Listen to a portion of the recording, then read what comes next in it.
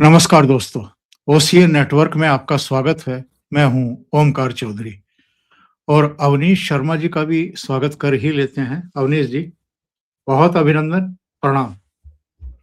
प्रणाम सर। सभी को नमस्कार। आपको भी जय जय श्री राम जी।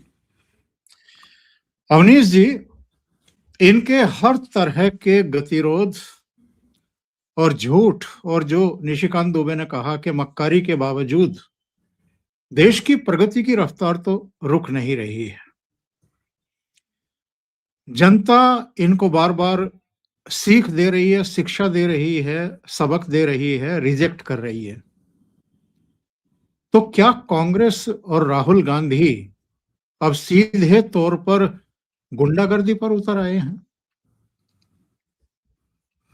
सर, मैं अपनी पुरानी बात से ही शुरू करूंगा। बार बार मुझे लगता है कि मुझे संतोष होता है कि कम से कम एक ठीक बात को मैं रोजाना लगभग रिपीट करता हूं और उसको करना भी चाहिए।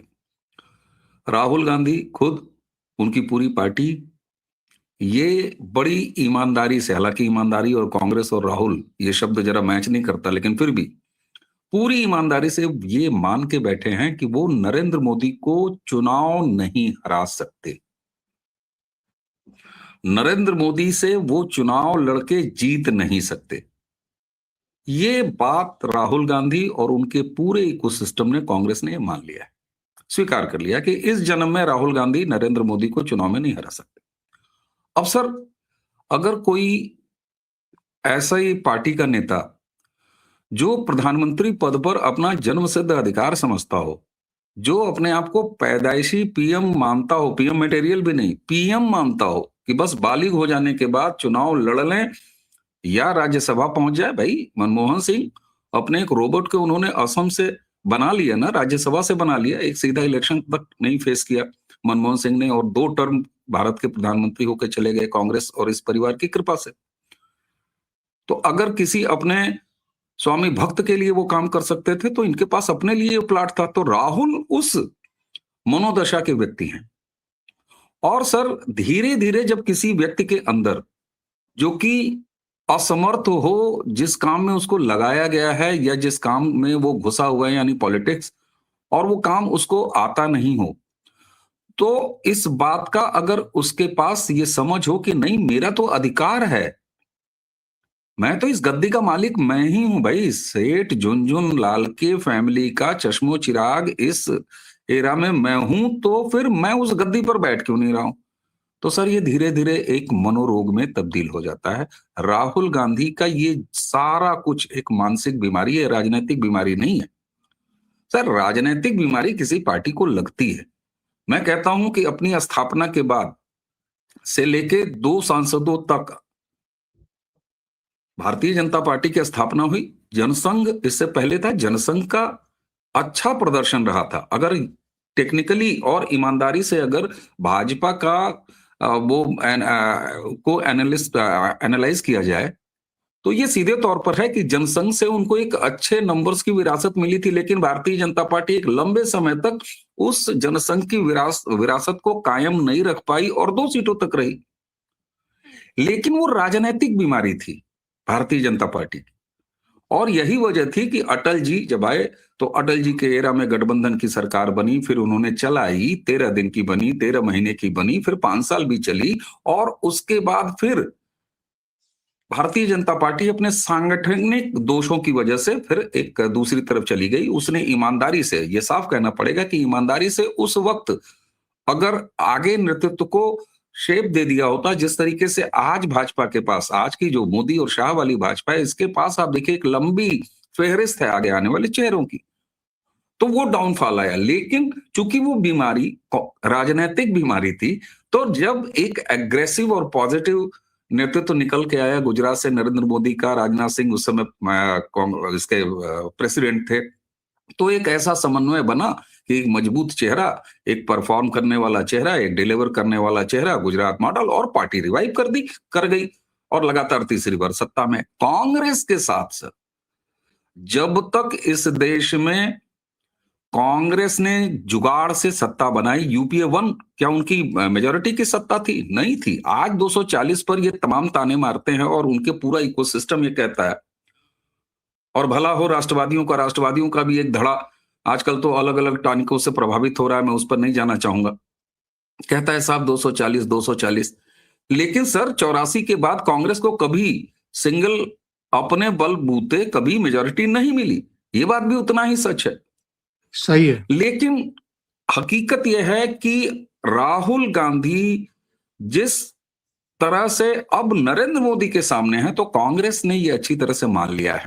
दूसरा, राहुल गांधी की प्रॉब्लम यह है कि कांग्रेस उनके बिना नहीं रह सकती। बहुत सारे लोगों को अजीब लगेगी मेरी बात, इसको जरा मैं दूसरे तरीके से जानबूझ के आपके सामने रख रहा हूं। राहुल गांधी और उस परिवार को यह लगता है, और ये हकीकत भी है, आप 10 जनपद परिवार को अलग हटा दीजिए, कांग्रेस खत्म हो जाएगी। मैं कह रहा हूं, बड़े सारे लोग जो कहते हैं ना कि नहीं अब कांग्रेस में दूसरा गांधी फैमिली अगर नहीं इसको परफॉर्म करा पा रही है तो उसको बदल देना चाहिए। अरे भैया, कांग्रेस जिस दिन इनकी छाया से निकल के आई ना, वो समाप्त हो जाएगी।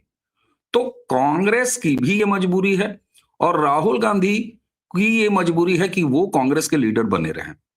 अब सवाल ये उठता है सर कि राहुल गांधी अगर बीमार हैं तो बीमार व्यक्ति इस तरह का व्यवहार करेगा, इसलिए राहुल गांधी जो कुछ भी संसद के अंदर करते हैं मुझे तनिक भी अजीब नहीं लगता, किसी को भी तनिक अजीब नहीं लगना। अजीब अगर लगना चाहिए तो वो ये कि राहुल गांधी की इन तमाम हरकतों को देखने के बाद भी मतदाता कांग्रेस पार्टी को इतना सामर्थ्य देता है कि वो लीडर ऑफ अपोजिशन।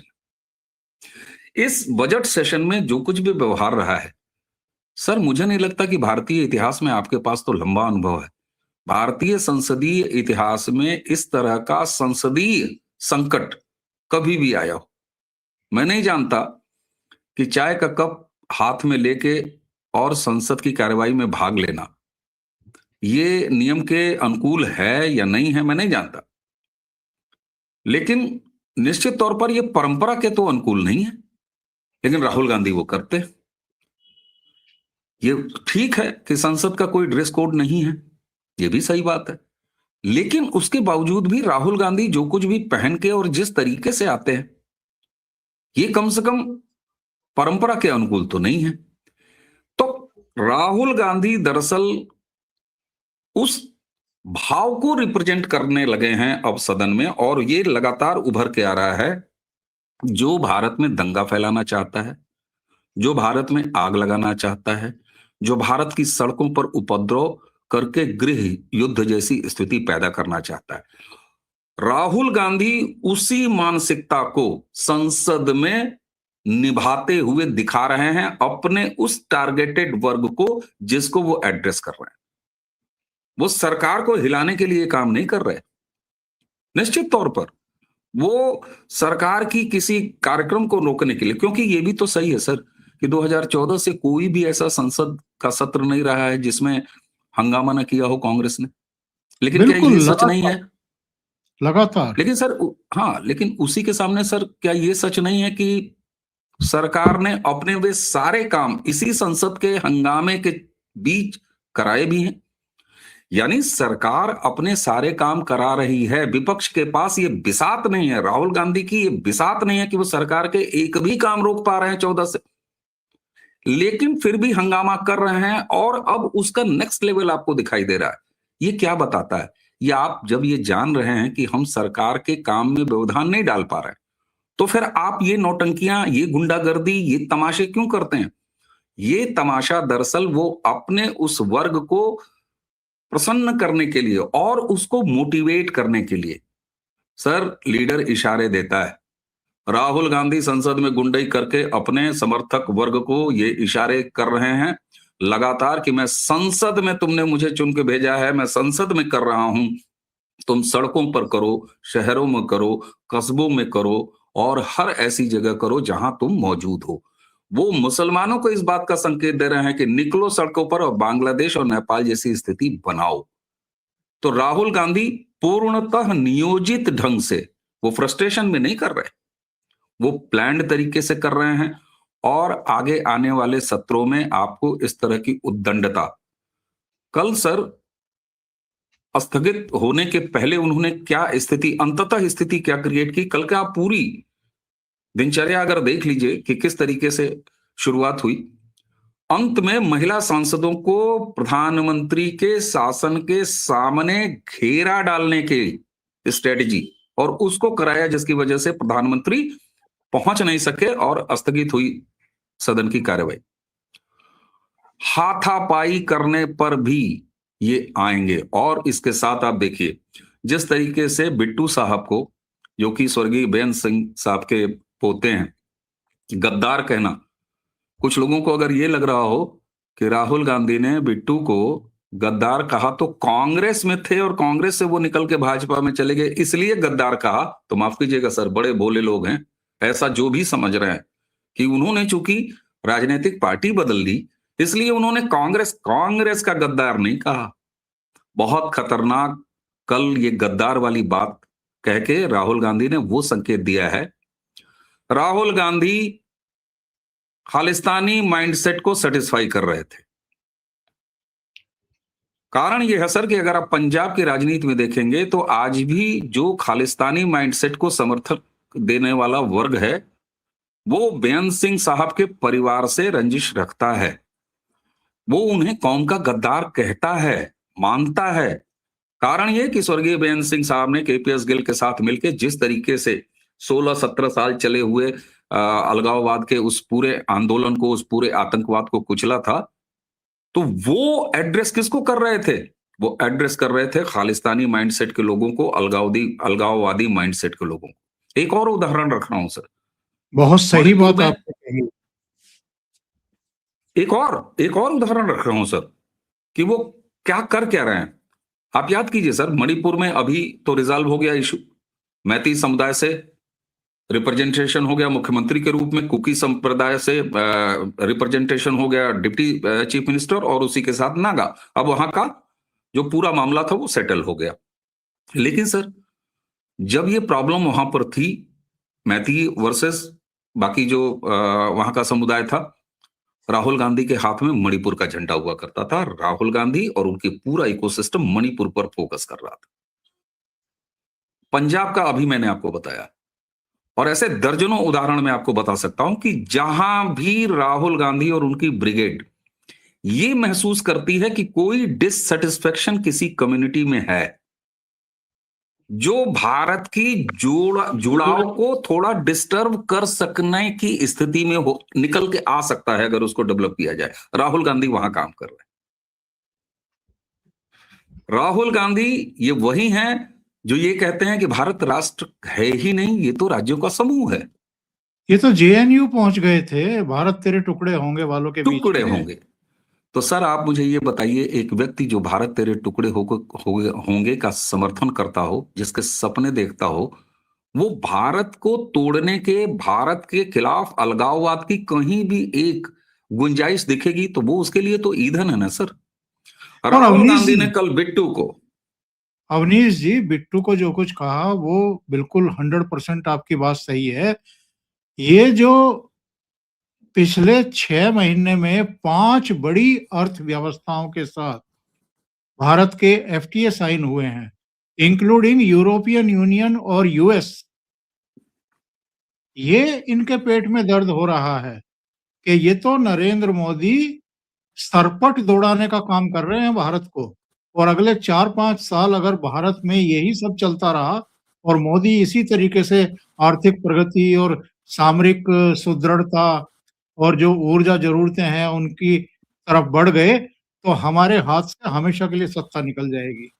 जी, इसमें एक चीज और ऐड करूंगा सर, ये जितनी बड़ी ट्रेड डील्स हुई हैं यूरोपियन यूनियन के 27 देशों के साथ हुई, अमेरिका के साथ वो डील संपन्न हुई और फायदे के सौदे के साथ संपन्न हुई। यूरोपियन यूनियन से की जो हमारे साथ डील हुई है, चीन उससे बड़ा परेशान है। मैं पिछले 24-25 घंटे के दौरान मैं यात्रा में था, तो बड़ा समय रहता है यात्रा में, तो मैं लगातार खोज रहा था कि चाइना में क्या रिएक्शन है ईयू डील को लेके। अमेरिका के साथ जो डील थी उसमें कोई बहुत इंटरेस्ट नहीं था, लेकिन जितने भी, चाहे उनके ग्लोबल टाइम्स देख लीजिए या अगर आप फॉरेन के कुछ और वो लिंक्स देखेंगे, तो चाइना में ईयू, यूरोपियन यूनियन के साथ जो भारत की डील हुई है उसको लेके बड़ी चिंताएं हैं।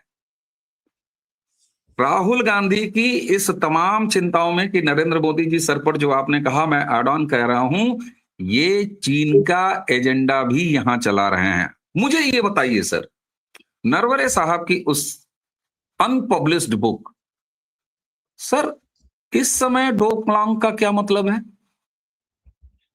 डोकलाम का इस समय क्या मतलब है? क्या हमें यह नहीं लगता कि ये बिना मौसम की एक बरसात तलाशने की कोशिश कर रहे हैं? अब सीधे कैसे कहें यार तुमने इतनी बड़ी डील साइन कर ली, हमारा जो मालिक है जिसके साथ हमारा एक समझौता हो रखा है चाइना, उसको परेशानी हो रही है, तो ये यहां हंगामा। सर राहुल गांधी भारत को कमजोर करने वाली कहीं भी कोई एक छोटी सी गुंजाइश अगर उनको दिखाई देगी तो वो इसी तरह करेंगे, और आगे आने वाले समय में उनकी अराजकता, उनकी गुंडई सदन के अंदर और बढ़ती चली जाएगी। ये बड़ा साफ है। और इसीलिए सर एक चीज मैं कहता हूं, बहुत सारे लोगों को ये लगता होगा क्योंकि स्थापित सो कॉल्ड कथा तथा कथित स्थापित मीडिया जिसने कि वामपंथ स्कूल ऑफ थॉट से ही अपनी सारी कलाएं सीखी हैं, उसने एक लंबे वक्त में भारत में एक मानसिकता बनाई है कि पत्रकारिता का मतलब ये होता है कि आप सत्ता के खिलाफ बात करो। मुझे नहीं समझ में आता कि ये कौन सा मानक है कि सत्ता के खिलाफ, अगर कोई सत्ता, कोई सरकार अगर देश के लिए कोई अच्छे काम कर रही है, क्या पत्रकारिता का अर्थ ये नहीं होता है कि उसको भी जनता के सामने रखा जाए? लेकिन नहीं, वो एक पूरा लेफ्ट इकोसिस्टम जिसको कांग्रेस नहीं पाला, उसने ये मानक बनाया नहीं, बहुत सारे लोगों को। ये सर्टिफिकेट देने वाले होते कौन हैं कि कौन पत्रकार है और कौन नहीं है? ये मानक टूट रहे हैं सर, ये मिथक हाँ। टूटे हैं 2014 से। मैं 2014 को इसीलिए कल्चरल रेवोल्यूशन नहीं कहता, और उसी से जुड़ी बात मैं कह रहा हूं सर। जब मैं कहता हूं कि 2014 में हम भारतीयों ने कल्चरल रेवोल्यूशन किया इस भारत में, जो कि 2019 में कंटिन्यू रहा, 24 में कंटिन्यू रहा, सर सबसे बड़ी चीज यह है कि भारत में जो एक डिस्कोर्स है उसको बदलने की लगातार कोशिश चल रही है, लगातार कोशिश चल रही है, और वो बदल नहीं पा रहा है। इससे हताशा तो उत्पन्न हो रही है, लेकिन फिर उसको बार बार बार बार लेके बाहर आया जा रहा है और सुनियोजित ढंग से इसको कराने का प्रयास किया जा रहा है। इसलिए मैं एक चीज कहता हूं, बहुत सारे लोगों को यह लगता होगा कि नहीं साहब देखिए, सम्यक रूप से आप विचार किया कीजिए, सम्यक रूप से सरकार की आलोचना भी आप लोग किया कीजिए। सर अगर राजनीतिक विपक्ष होती कांग्रेस तो ऐसा किया जा सकता था। आप भी इस बात को लगातार कहते हैं कि भाई लोकतंत्र में आप विपक्ष में हैं, सरकार के कामकाज पर उन्हें घेरिए, ये आपका हक है। सुबह दोपहर शाम आप घेरिए, ये आपका हक है। लेकिन आप इस देश के शत्रु के रूप में काम करेंगे, ये आपका हक नहीं है। और इसीलिए सर मैं बड़ा साफ दिल से कहता हूं, दर्शकों से अपील करता हूं कि जरा ध्यान दीजिएगा किस युद्ध काल में आप हैं। सरकार के 100 काम से आपको शिकायत हो सकती है, लेकिन 1000 काम आपके फायदे के लिए सरकार ने किए हैं, देश को आगे बढ़ाया है सरकार ने, हमारा मस्तक, हमारा सीना चौड़ा किया सरकार ने, ये हम भूल नहीं सकते। हम इतने कम से कम एहसान फरामोश नहीं है। लेकिन कांग्रेस इस देश में राजनीतिक विपक्ष नहीं है, कांग्रेस इस देश में राजनीतिक शत्रु के रूप में काम कर रही है। इसको पहचानने की बहुत आवश्यकता है। मुझे मालूम है कि सरकार की कई ऐसे काम हैं सर जिससे लोगों का गुस्सा है। अभी यूजीसी पर किस तरह का आमर्श है, गुस्सा है, सब है। लेकिन इस महीन फर्क को, जो कि बेहद खतरनाक है, कांग्रेस केवल इस देश में एक राजनीतिक अपोजिशन नहीं है सर, वो पूरी तरीके से इस देश में एक पॉलिटिकल एनिमी के रूप में काम कर रही है। और उसको आप देख लिए, राहुल गांधी दिन प्रतिदिन उसको और जाहिर करते जा रहे हैं। ये बजट सत्र में जो संसदीय संकट पैदा किया है कांग्रेस ने, वो ऐतिहासिक है, ऐतिहासिक है। मुझे लगता है कि इस देश में इससे बड़ा संसदीय संकट इतिहास में कभी नहीं रहा, और राहुल गांधी उसे आगे कर रहे हैं। इस पर बेहद कड़ी ढंग से चिंताएं होनी चाहिए, और राहुल गांधी को कम से कम डिस्कोर्स में, चर्चाओं में क्षमा नहीं किया जाना चाहिए। जी सर। अवनीश जी, पार्लियामेंट या कोई भी संवैधानिक संस्थान चलाने के अपने नियम, कायदे, कानून हैं। उनके अनुसार, परंपराओं के अनुसार सदन चलते रहे हैं, संस्थाएं चलती रही हैं।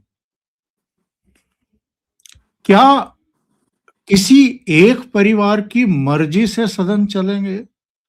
जैसे वो चाहते हैं वैसे स्पीकर को और सरकार को नृत्य करना चाहिए?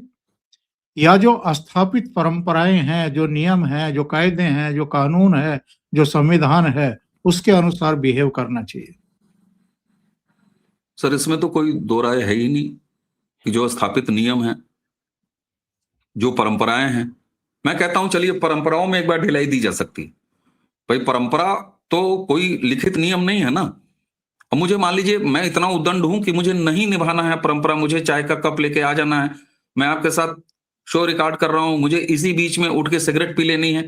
क्या कर लेंगे सर आप? बहुत ज्यादा करेंगे, एडिट कराएंगे, यही तो करेंगे। लेकिन एक बार मैं परंपरा नहीं निभाऊं वो चलता है, लेकिन नियम को कैसे आप तोड़ देंगे? नियम को तोड़ने की आपकी हैसियत नहीं है। और मुझे कम से कम इस बात का संतोष है कि इस समय सदन में कम से कम उन्हें नियम नहीं तोड़ने दिए जा रहे हैं। वो इस मानसिकता में जी रहे हैं सर। और उनका इतिहास उठा के देख लीजिए सर, उन्होंने कब संसदीय परंपराओं का निर्वहन किया है? मैं एक ही उदाहरण देता हूं। चलिए उसमें संसद इन्वॉल्व नहीं था, लेकिन एक प्रोटोकॉल तो इन्वॉल्व था, एक तरीका इन्वॉल्व था, एक पद्धति इन्वॉल्व थी, एक परंपरा इन्वॉल्व थी। इंदिरा गांधी जी की मृत्यु हुई, एक ही विमान में प्रणव बाबू, शीला दीक्षित, गनी खां चौधरी, अब्दुल गनी खां चौधरी और राजीव गांधी इनके पिता आए।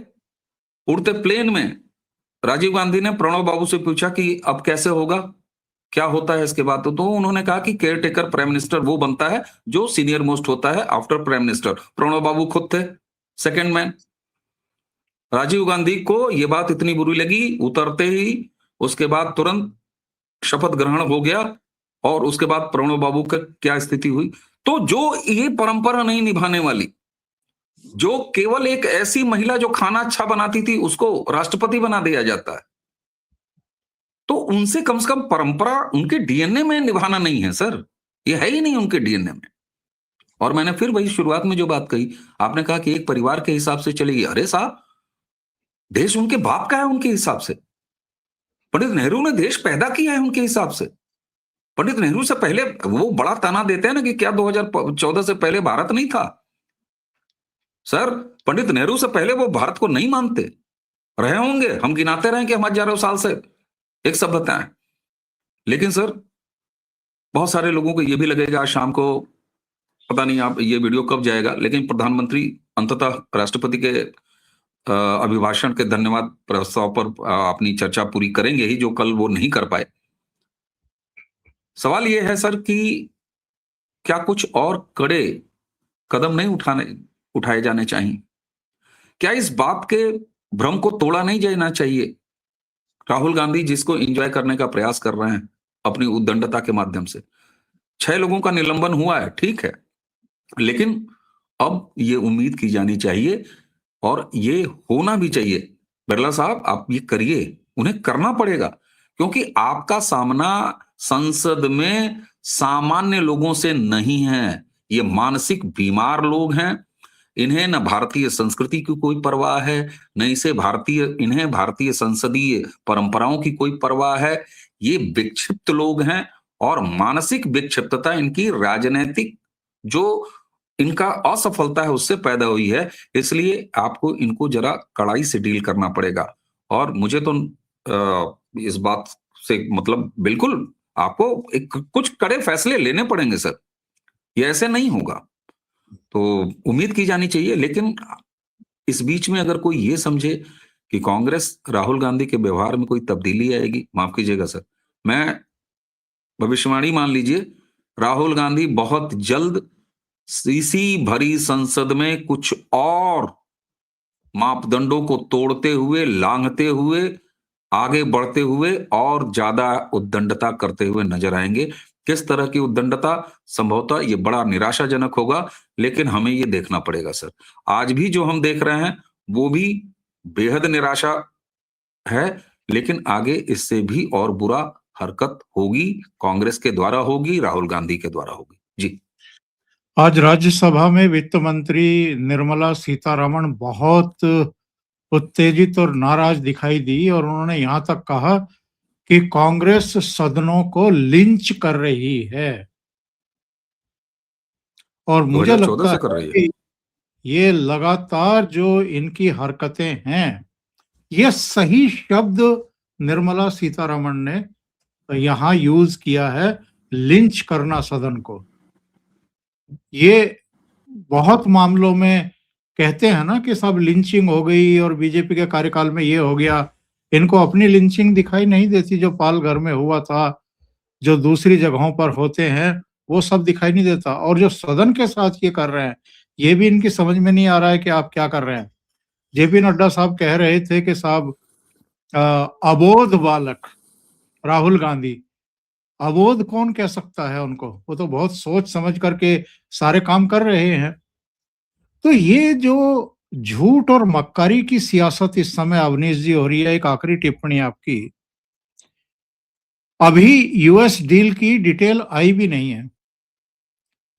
जो एक ज्वाइंट लेटर जारी होना है, एक सिग्नेचर होना है, जिसके लिए यूएस की टीम आ रही है इसी हफ्ते या अगले हफ्ते भारत।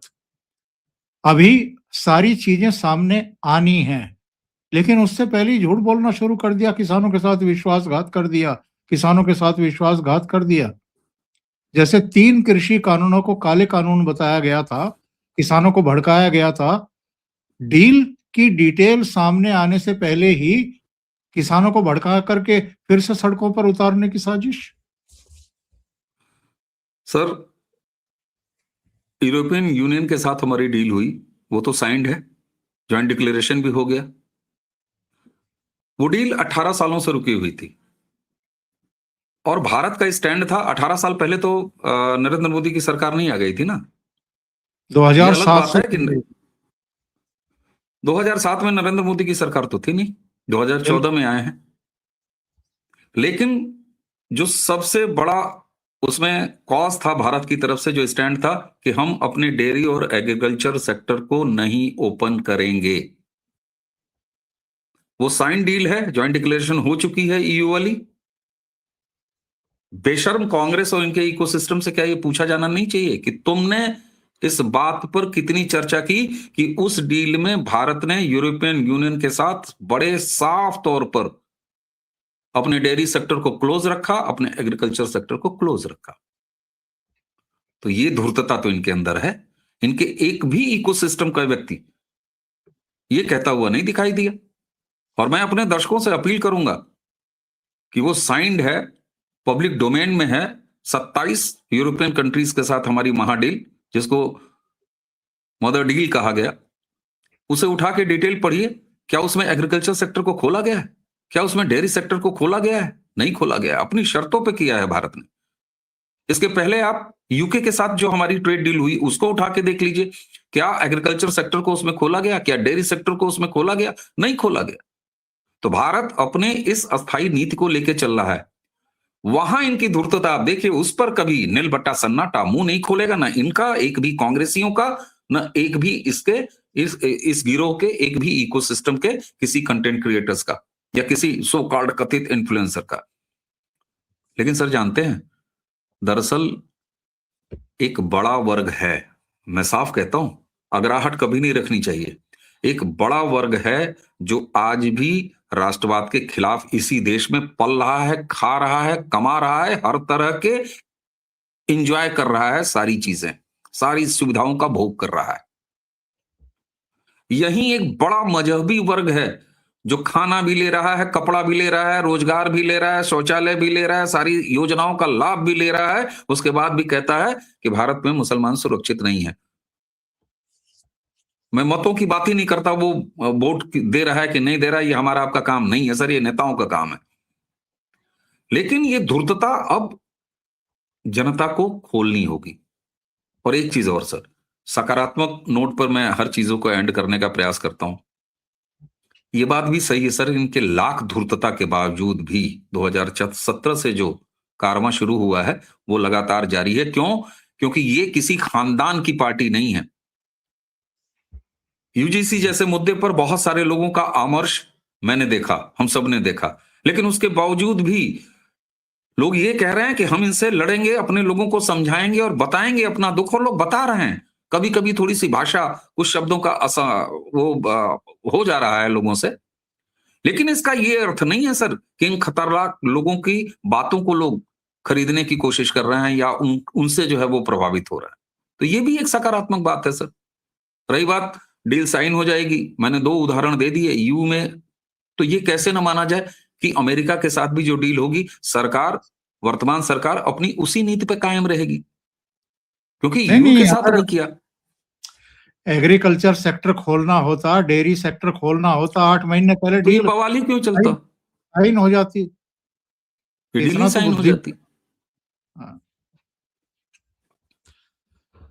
अवनीश जी, बहुत बहुत धन्यवाद आपका जुड़ने के लिए, इतना समय निकालने के लिए और बहुत महत्वपूर्ण मुद्दों पर चर्चा करने के लिए। दर्शकों से निवेदन है कि आप चर्चा अगर आपको अच्छी लगे, वाकई अच्छी लगे, तो लाइक का बटन जरूर दबाएं, वीडियो जरूर शेयर करें अपने मित्रों और ग्रुप्स में, और चैनल सब्सक्राइब ना किया हो तो जरूर सब्सक्राइब कर लें। अवनीश जी का चैनल है प्रारब्ध, आप परिचित हैं, उसको भी सहयोग करिए, उसको भी सब्सक्राइब करिए। बहुत बहुत धन्यवाद अवनीश जी, थैंक यू सो मच। धन्यवाद सर, प्रणाम। प्रणाम।